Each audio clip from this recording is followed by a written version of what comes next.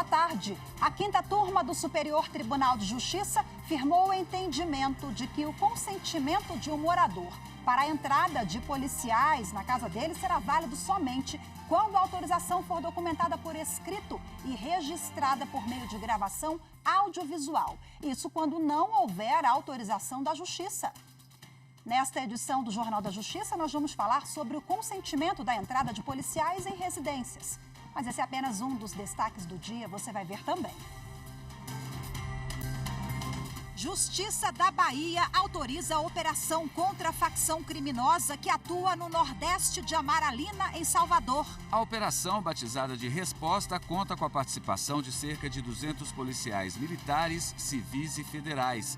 O objetivo é fechar o cerco contra a facção criminosa, que já entrou em confronto com a polícia quase 70 vezes somente neste ano. Justiça do Tocantins determina bloqueio de R$500 mil das contas da Prefeitura de Palmas por irregularidades no abastecimento das unidades de saúde da capital. E ainda música e arte. As apresentações da Orquestra Jovem e do Coral Infanto-Juvenil do Tribunal de Justiça de Minas Gerais.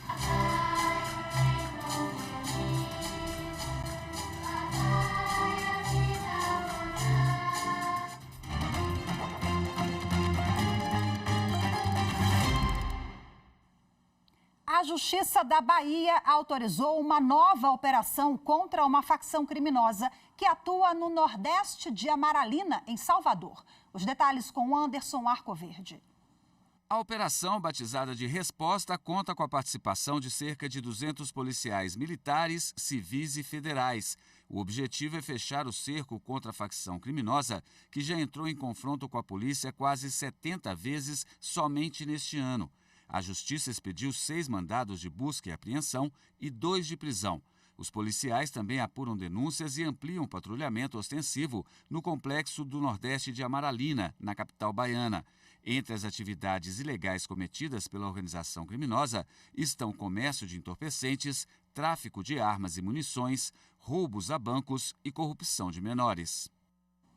A Justiça do Tocantins determinou o bloqueio de R$500 mil das contas da Prefeitura da capital Palmas, depois de o Ministério Público do Estado inspecionar e identificar a falta de medicamentos e insumos nas unidades de saúde da cidade. Diante dos descumprimentos para a regularização nos estoques da Secretaria Municipal de Saúde, a Justiça determinou que os recursos sejam vinculados a uma conta judicial para serem destinados à compra do que está em falta. Bom, o Ministério Público do Tocantins e a Defensoria Pública do Estado pediram o bloqueio dos recursos por meio de manifestação no mês passado. Fiscalizações identificaram que em uma única unidade de saúde faltavam cerca de 90 medicamentos. A Secretaria Municipal de Saúde informou que ainda não foi notificada sobre a decisão, mas esclareceu que a pasta tem trabalhado para adquirir os medicamentos e que a reposição dos produtos já tem sido feita nas farmácias municipais. A primeira sessão do Superior Tribunal de Justiça decidiu que o poder público pode aplicar multa administrativa por infração ambiental, mesmo sem ter dado advertência antes.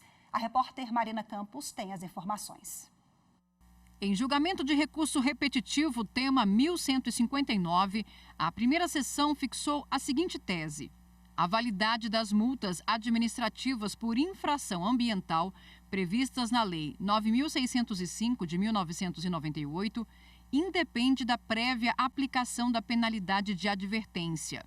Segundo a relatora, a ministra Regina Helena Costa, deve-se adotar na interpretação das normas ambientais a perspectiva da máxima proteção ao meio ambiente.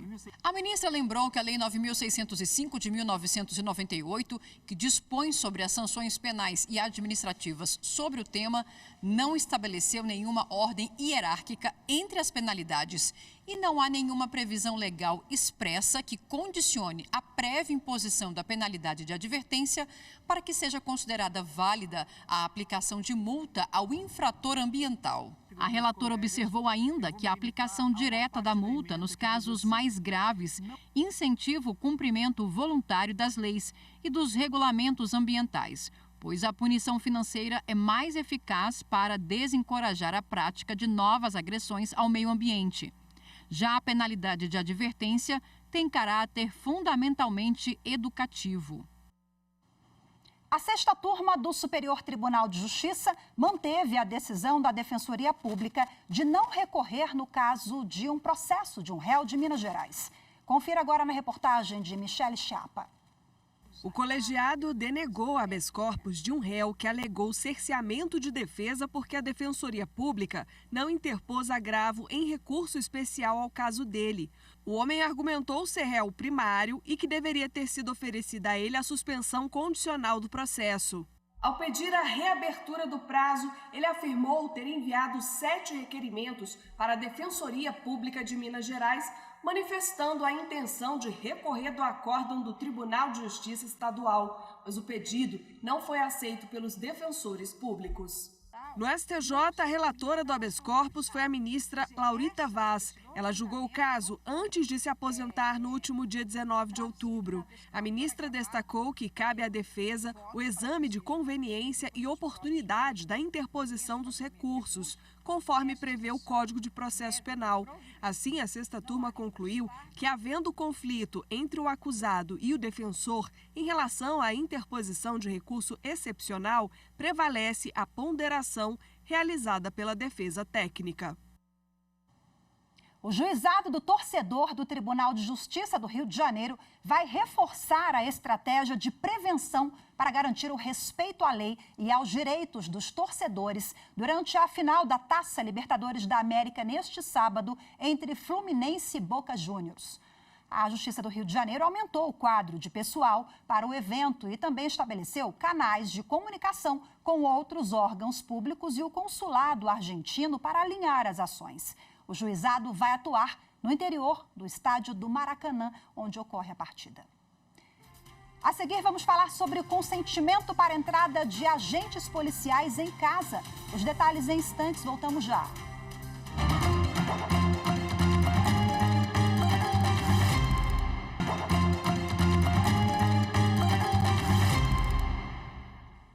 O Superior Tribunal de Justiça entendeu que o consentimento de ingresso na casa do réu exige registro escrito e gravado quando não houver autorização judicial. A decisão foi em uma ação que declarou a invasão de policiais à casa de suspeitos investigados por tráfico de drogas. Acompanhe na reportagem de Carolina Chaves. Os ministros do STJ analisaram um processo em que a Polícia Civil de São Paulo prendeu um homem quando chegava à casa de um conhecido. Ele já vinha sendo investigado há 2 meses. Na abordagem, os policiais não encontraram drogas, mas ao entrar na casa sem autorização da Justiça, os policiais encontraram entorpecentes. Segundo os agentes, o próprio morador teria autorizado a busca na residência, o que foi contestado por testemunhas. No Superior Tribunal de Justiça, o relator ministro Ribeiro Dantas lembrou que a entrada forçada em domicílio sem mandado judicial só é válida quando fundada em razões justificadas e situação de flagrante delito. Caso contrário, os agentes podem ser responsabilizados. O ministro lembrou que, para preservar os direitos dos cidadãos, a entrada à casa sem autorização deve ser comprovada de forma detalhada com a assinatura do morador autorizando, além de indicar testemunhas e tudo gravado em vídeo. No caso específico, para os ministros, houve violação de domicílio por parte dos agentes e, por isso, a busca domiciliar foi considerada ilegal e as provas anuladas. Bom, e a gente continua nesse assunto agora, conversando ao vivo de forma remota com a advogada que é especialista em direito sancionador, Alana Abílio Diniz. Doutora Alana, boa tarde, seja muito bem-vinda. Muito obrigada pela participação da senhora, viu? Nós acompanhamos na reportagem... Boa tarde, Rafael. Boa tarde, mais uma vez, bem-vinda. A gente acompanhou na reportagem agora essa decisão lá do STJ.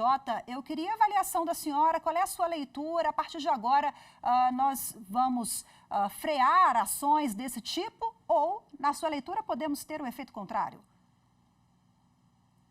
Bom, Rafaela, na verdade, é importante esclarecer que essa decisão da quinta turma do STJ, ela não inova na orientação jurisprudencial. ela traz de volta uma orientação jurisprudencial que já tinha sido concedida pela 5ª turma do STJ no habeas corpus de São Paulo, de relatoria do ministro Rogério Schietti.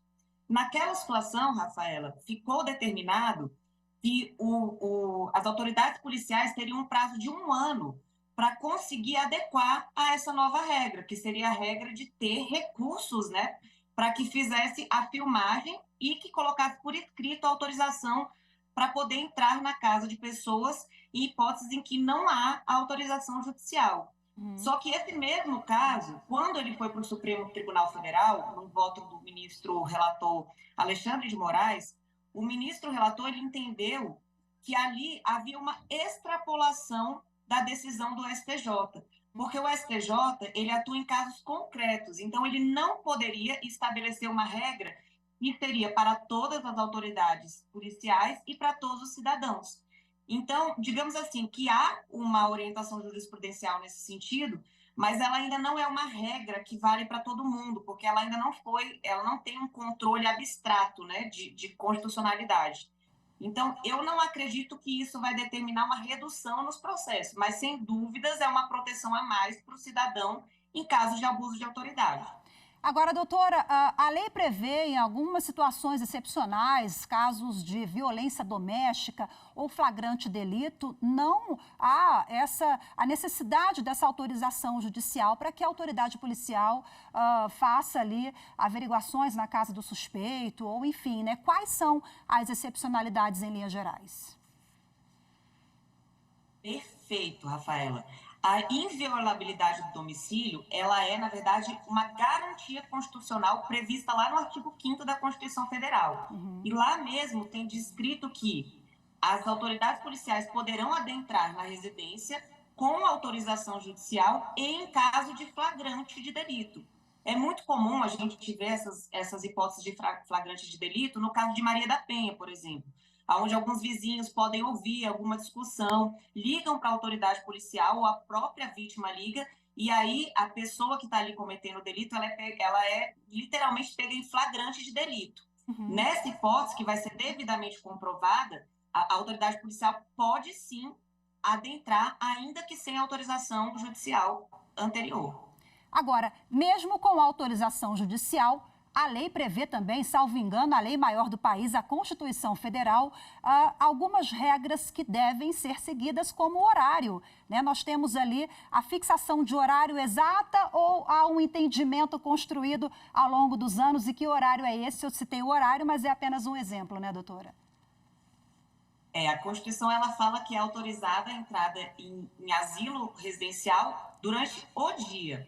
Nós, juristas, interpretamos esse o dia, um horário que vai ali das 6 da manhã até as 18 da tarde, né? Que seria um horário comercial, digamos assim. Mas o que acontece mais usualmente é que essas entradas, elas acontecem às 6 da manhã.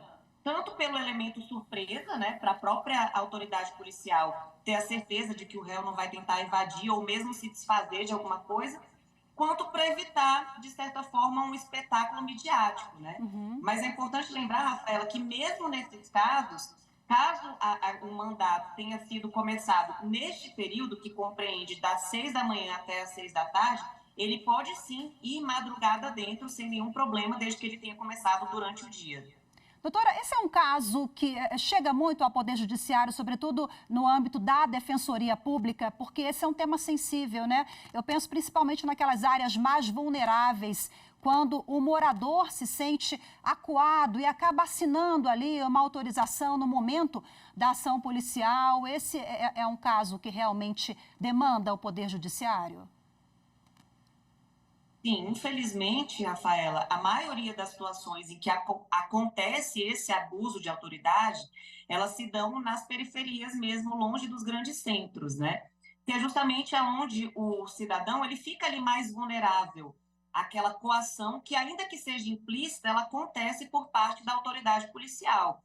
É muito difícil a gente ver em casos ali de crimes que são mais midiáticos, de situações de colarinho branco, algum tipo de burlamento dessa regra, né? Dessa regra da escrita e do audiovisual.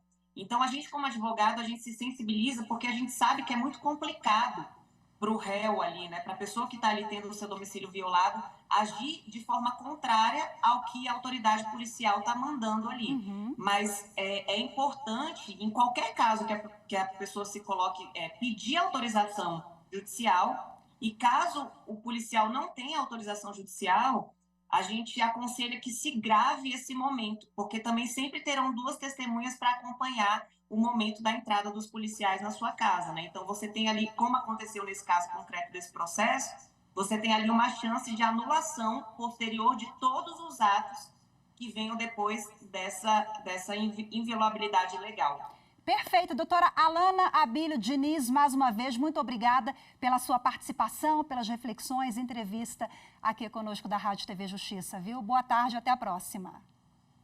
Boa tarde, Rafael.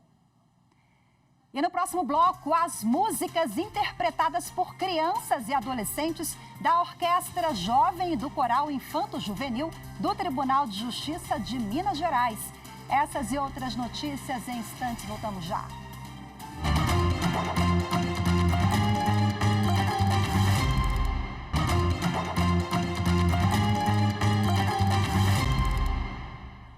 Começou o prazo para partidos políticos registrados no Tribunal Superior Eleitoral solicitarem a veiculação de propaganda partidária de rádio e TV no primeiro semestre de 2024. A requisição pode ser feita até o dia 14 de novembro. De acordo com a legislação, em anos eleitorais, como é o caso do próximo ano, a propaganda partidária é exibida apenas no primeiro semestre. Bom, a propaganda partidária, ela serve para divulgar a execução do programa do partido, as atividades congressuais e o posicionamento da legenda em relação a temas políticos e ações da sociedade civil. Ao menos 30% do tempo destinado a cada sigla deve ser usado para promover a participação feminina na política. A quantidade de inserções é definida com base no número de deputadas e deputados federais que o partido conseguiu eleger. E a gente agora continua falando sobre justiça eleitoral. A sessão plenária do TSE ganhou uma nova página na internet. Quem mostra pra gente agora é o repórter Fábio Ruas.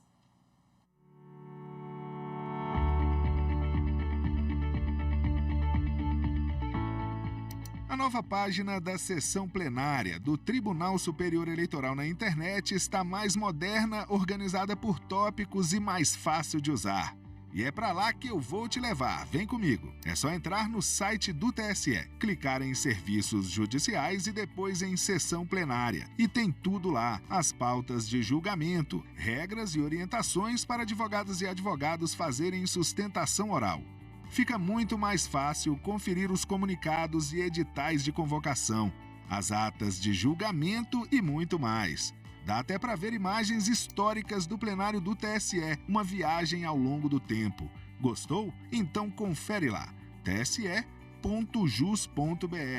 E olha só, qualquer pessoa pode acompanhar as sessões plenárias presencialmente aqui no TSE ou pelo canal da Justiça Eleitoral no YouTube.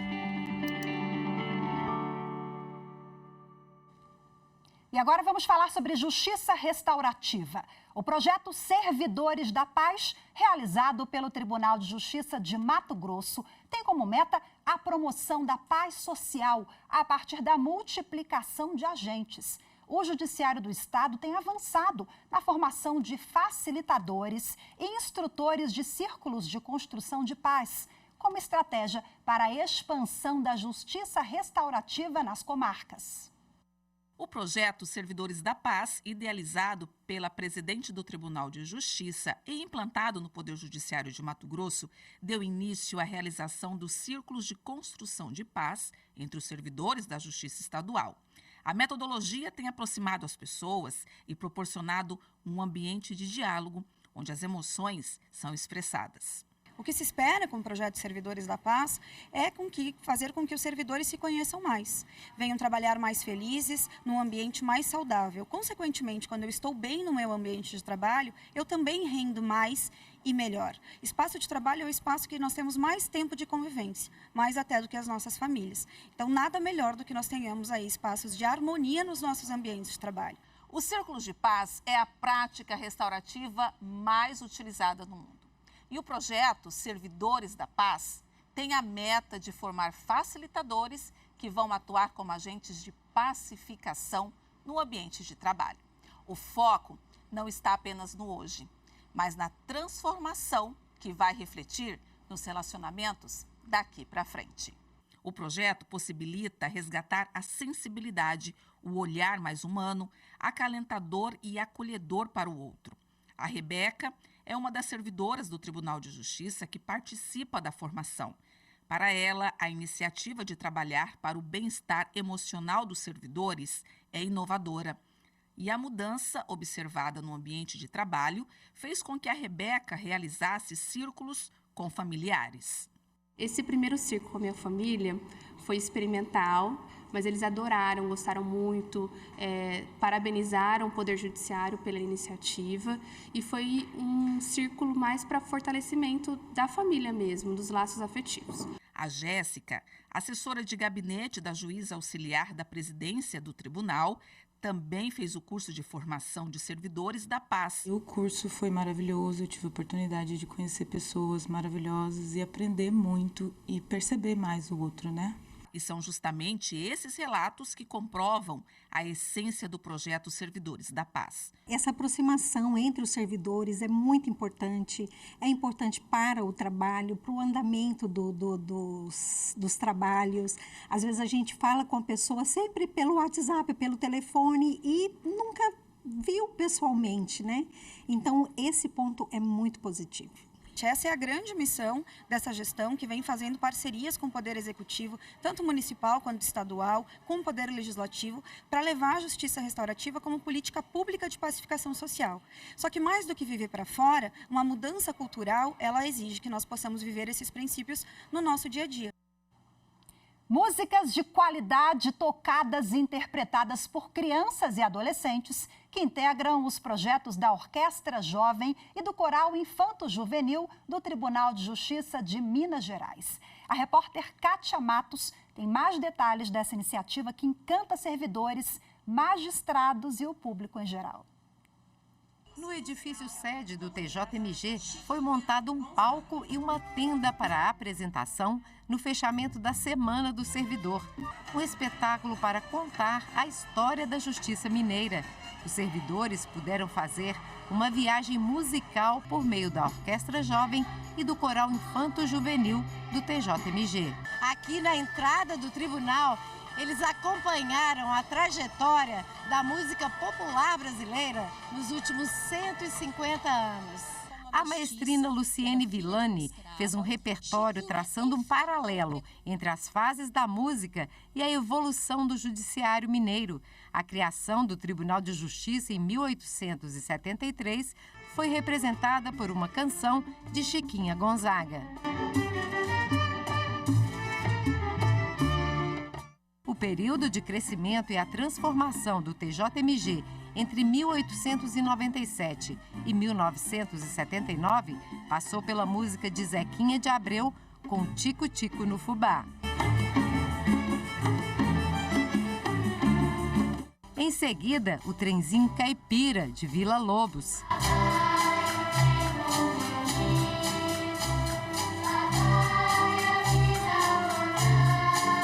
Depois, Aquarela do Brasil de Ari Barroso.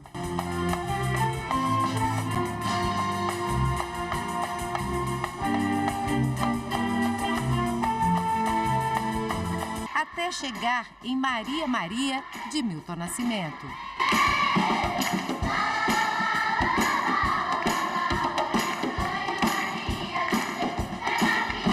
Eu fiz uma pesquisa sobre, desde a fundação do tribunal, quais foram os marcos importantes, as décadas importantes, e fiz um link com as músicas que estavam sendo ou compostas ou mais tocadas, sobretudo em Minas Gerais, para a gente compor esse repertório. Os ensaios com os integrantes começaram no início do ano para montar esse belo espetáculo. Foram selecionados os músicos que já estão no estágio avançado da Orquestra Jovem. Uma sensação de um trabalho feito, né? É um trabalho muito longo que a gente faz e em homenagem ao TJ aos 150 anos. Então eu fico muito feliz de participar deste evento. Eu achei muito legal, muito divertido, né? E espero que todos tenham gostado. A gente trabalhou duro para fazer essa apresentação. O esforço valeu a pena.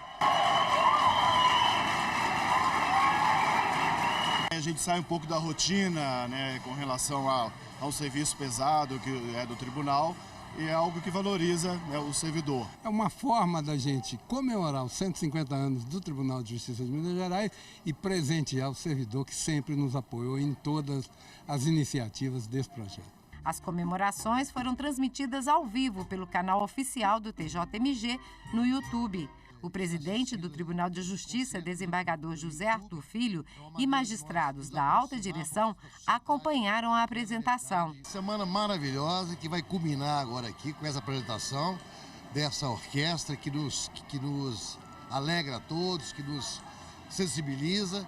Então é um prazer estar aqui participando desse momento. O espetáculo foi encerrado com uma canção de Michael Jackson que fala sobre a paz.